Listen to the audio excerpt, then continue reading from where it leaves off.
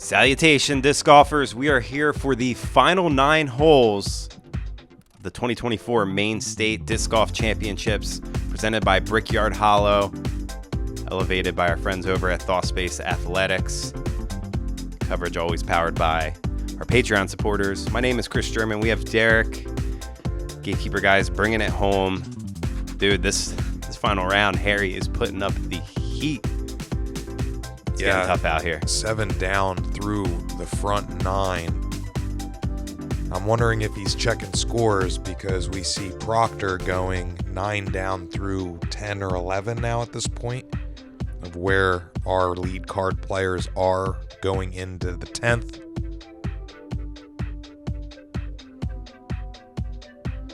Yeah, really separating himself from his own card. So we're going to move into hole 10, par 4, 625 feet. This first shot, you kind of want to lay up before this jutting OB kind of gets a little skinny there in the middle. That shaded spot on the left of the fairway is kind of where that money landing zone is. Gives you more of an opening as a righty.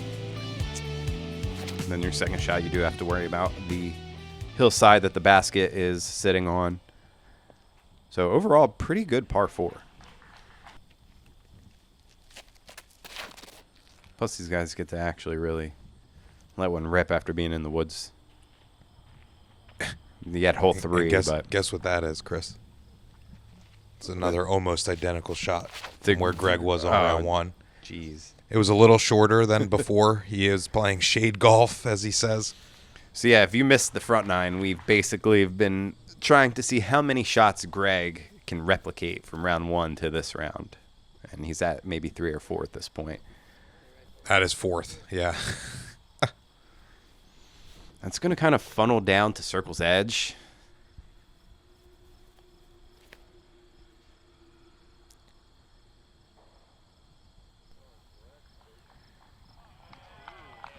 Wow. And if you guys missed round 1, head on over to check that video out. We did have kind of a unique ruling situation on this hole for round 1. We won't get into that too much on this one, but if you care to take a look, head on over for that. Looking good from Brad. Needs to actually slow down. Yep. Oh, nice kind of reverse motion with the spin there on the ground. Wouldn't necessarily say it was an anti-skip, but good stop. Gregg from the edge. Oh, yeah. Good birdie for him. 5 under for the round now through 10. He's kind of on pace to that double digit that I've been talking about all weekend. Harry's almost there just through the front 9. Man. Oh.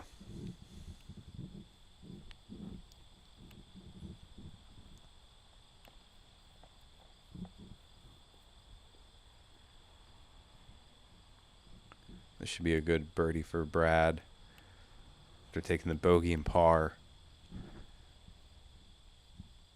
And losing pace with the leader. Only 3 under so far for the round. Still has a lot of work here to catch the leader.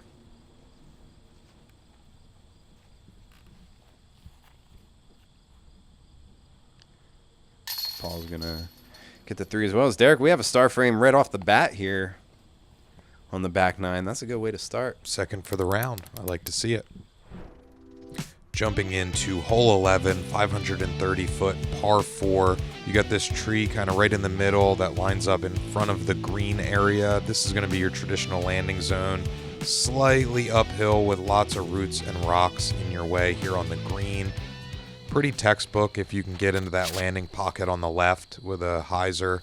Harry really gets over on this one.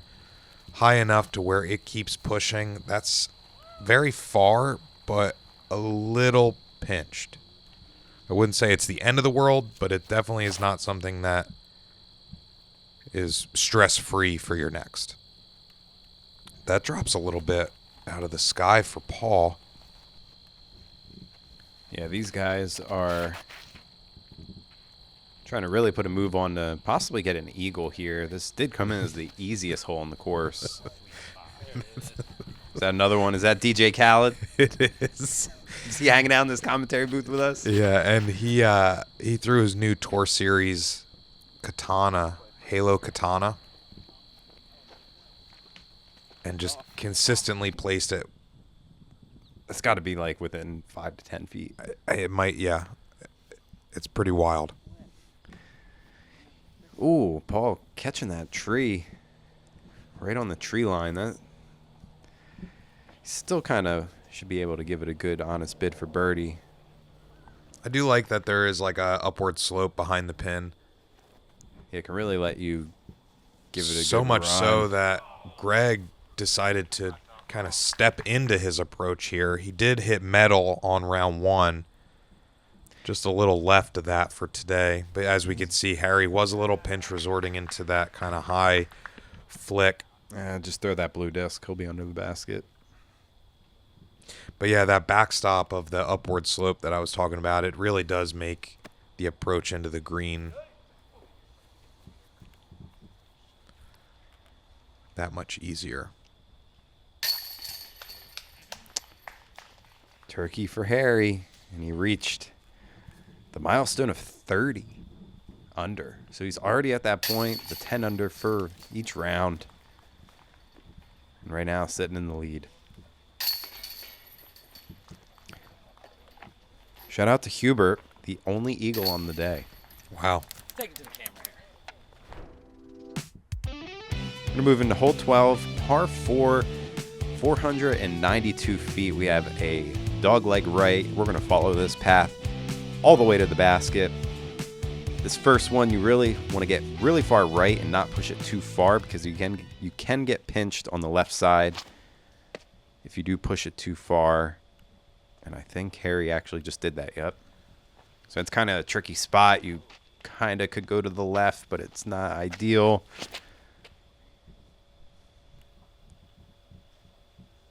This is more ideal. Yeah, that's probably the best landing spot you could ask for. If you could land on the road or right next to it, that is an executed shot. As Bradley is going to push even farther down. Yeah, great looking shot as well.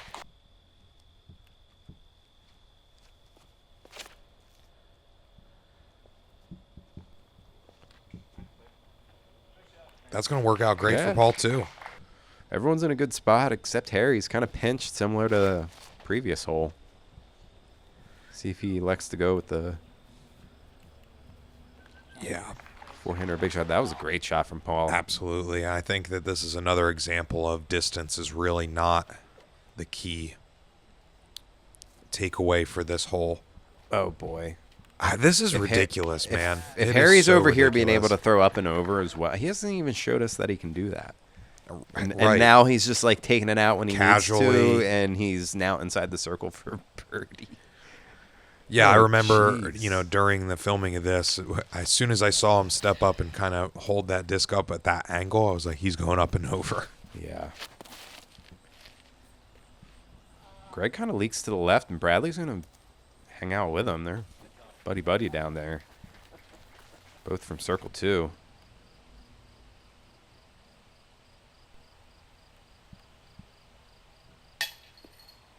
Oh, no. All right, it curls back up.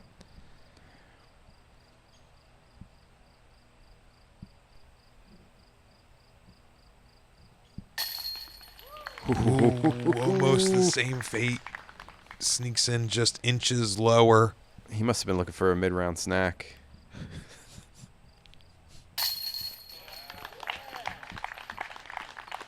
Harry's working on a whole loaf of birdie bread. Filling up the scorecard all green. Bradley with the turkey. All right, scorecards are looking good now. We don't have a bunch of red.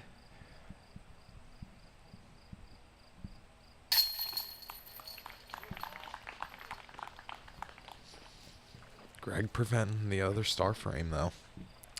Yeah, middle of the pack hole here. Quarter under par, so.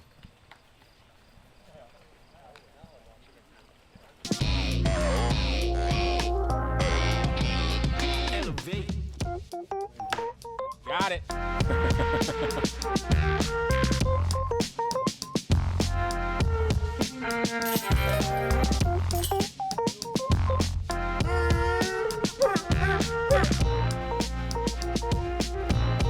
Elevation for your mind. Bananamous.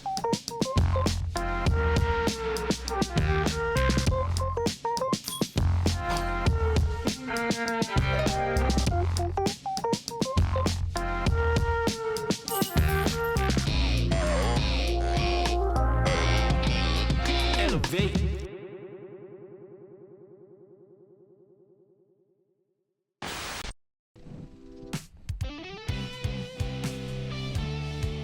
Hole 13, 406 foot, par 3. You really just want to follow the path here, and the green is going to be upward sloping back into the woods. Slight downhill.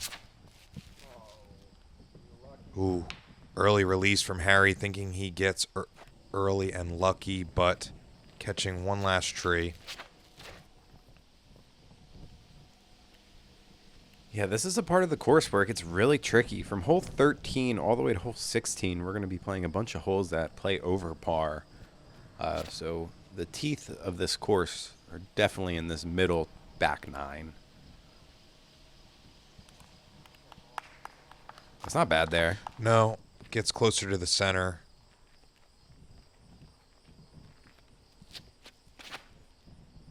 So, I actually really appreciate this. Just clocking the rim there. Even claps and laughs it off. It's part of the course, though.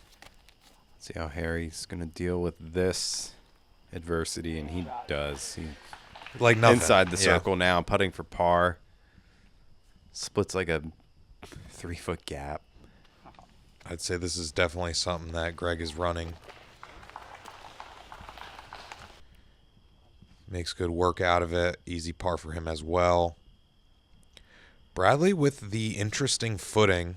Kind of finding himself the only crevasse there on the right. Almost ringing it up Yeah, with good the approach for forehand, him. too.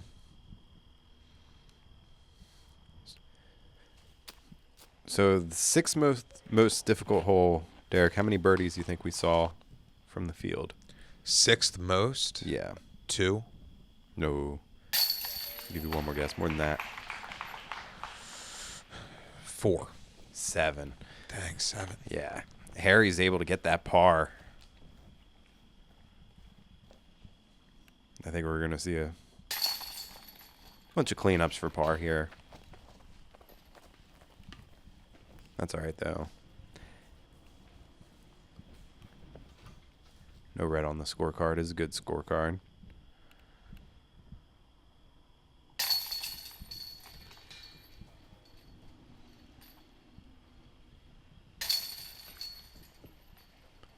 And at this point in the round, Proctor was really pushing. I was almost chopping off to actually film him.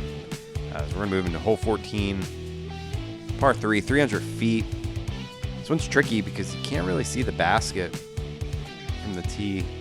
It's downhill. Kind of reminds me of hole 12 at Brewster Ridge. Slight fade down there to the left. Oh, my God. That is cooked. And he's going to miss everything. Yeah. Wow. And drop And it. like not the luckiest he could have been, but damn close. Yeah, I really like this hole because you need to turn it over to start. Is that gonna fight through? Nice Wow. flex shot. That's a great shot too, even with the tree hit.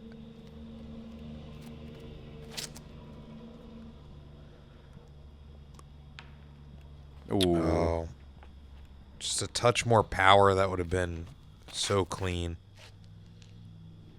Yeah, I like this one because you have to shape a shot and worry about like elevation change and controls. That one's going to fade out for Gregg, but that's a good shot down there. Should be in Gregg range. Oh, narrowly missing another tree here, finding himself nestled right up there, well inside the circle.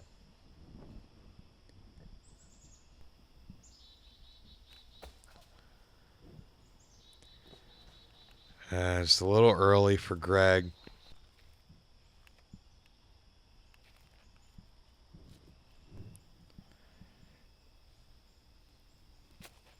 Bradley looking for his birdie.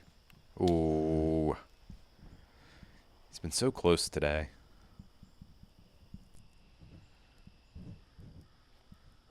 Harry, edge of circle.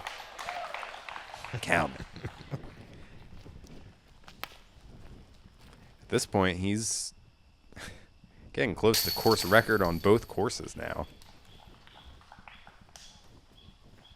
I don't know the exact record that he's trying to break, but I remember hearing that he was around that number as he pushed through towards the end of this round.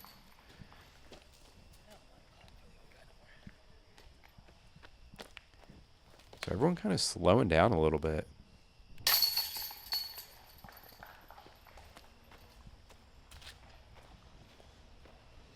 But like you said, heading into the tough stretch here of the course, pars are going to be a little more common as we jump into hole 15, 357-foot par 3.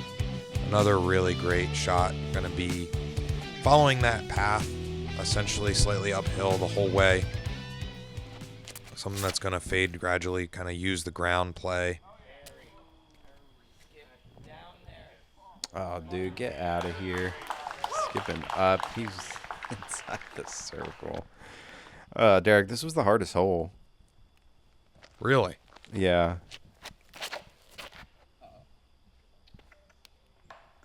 Yeah, it's really easy to carry too far straight. It's got a very specific angle here. You want to kind of hug that left side a little bit more. And it's hard to like get the skip or the flare to the right or to the left as well. Yeah, because if you touch down a little too early, it's going to flare you short and down into those rocks. Honestly, I like the play there. It just kind of pushed more forward with the ground play instead of flaring to the left.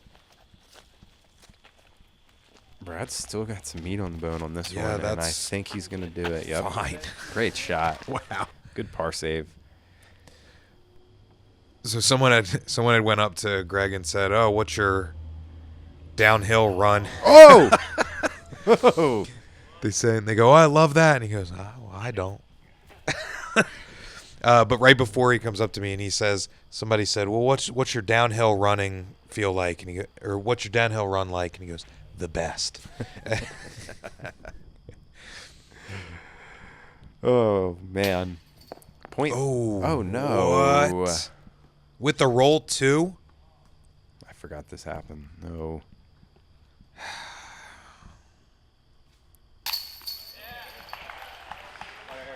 Good par save there for Harry, but every stroke matters now.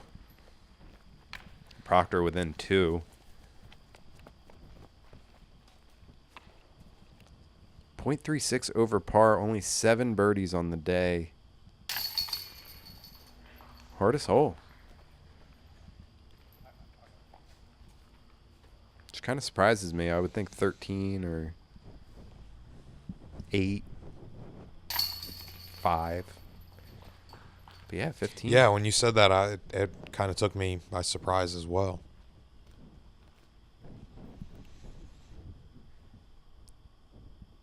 Well, it shows here. Par frame. Yeah.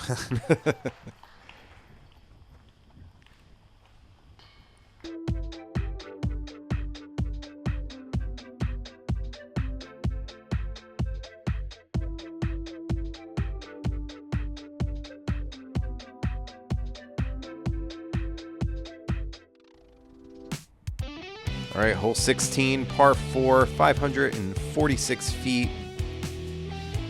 This one, your first shot, you want to miss all these trees, kind of get to the service road here. Again, those are not Mandos. And then your second shot, it's kind of blind. You can't really see the basket. Oh boy, that is definitely not what you're looking for with things so tight as we were rounding out. It's like Chris said earlier, Proctor right on his tail within 2 strokes at this point.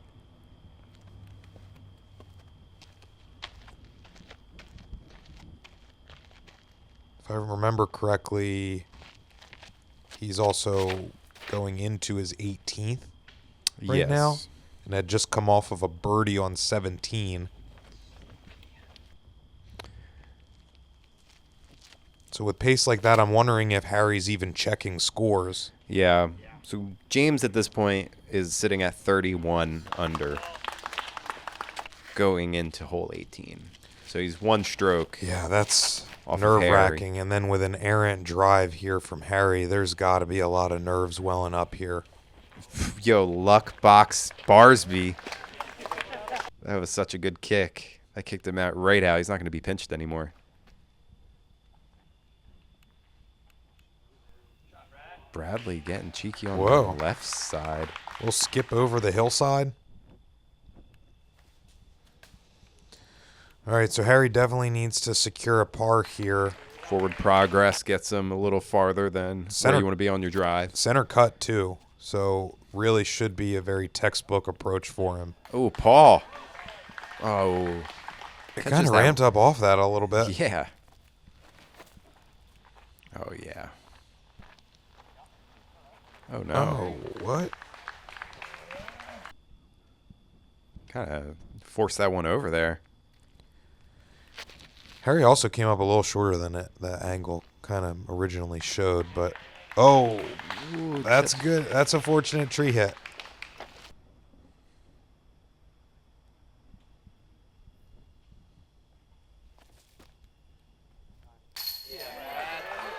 Bradley Williams.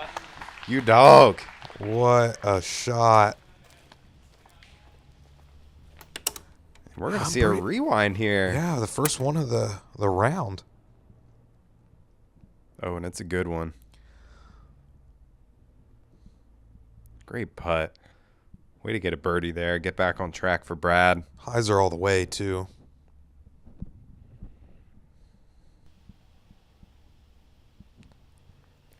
Gregg probably from the edge. Ooh, just short.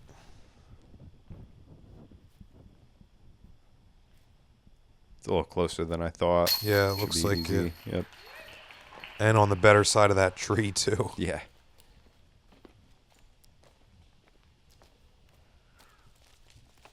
All right, Harry able to hold it down well within his range. And all he needed was a par.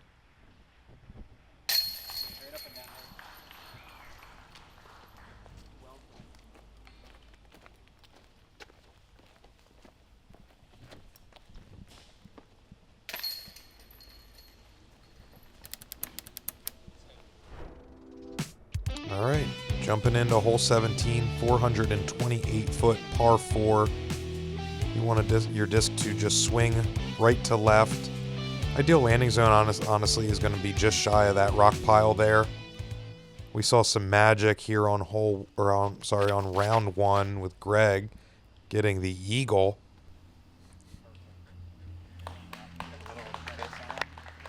That's great. Yeah. Can't really draw it up any better than that. Exactly where you want it. Oh, that flips up good for Paul. And keeps him in the center, too. Far enough away from that tree to get a full swing. You are going to notice that there is a gap on that far left side as well. That it may not look it, but it's just about the same size as the main gap. Maybe a little smaller, but really it's just about having something that's going to carry. Ooh. And unfortunately, Gregg does early not. release. Yeah, he doesn't hit that line like before, so he's going to be scrambling here on his second and unfortunately not able to get all the way out again. Forward progress nonetheless, but And he was getting aggressive. He was trying to get to the green. yeah, I mean with the reputation to uphold from round 1, I feel like he felt obligated. Yeah. Gregg, I want my money back. Oh, Harry did it. That's a birdie. This is the second easiest hole. Proctor, finishing hole 18, took a birdie, so he's sitting at 32 as well. So that was much needed Much birdie. needed. That's going to put him one ahead of Proctor going into the final hole. Gregg could still make magic here for par, I believe. Hey, you know what? Super honest bid. The height was really great, just a little to the left. Those Fireflies have been putting in work from downtown for a while now.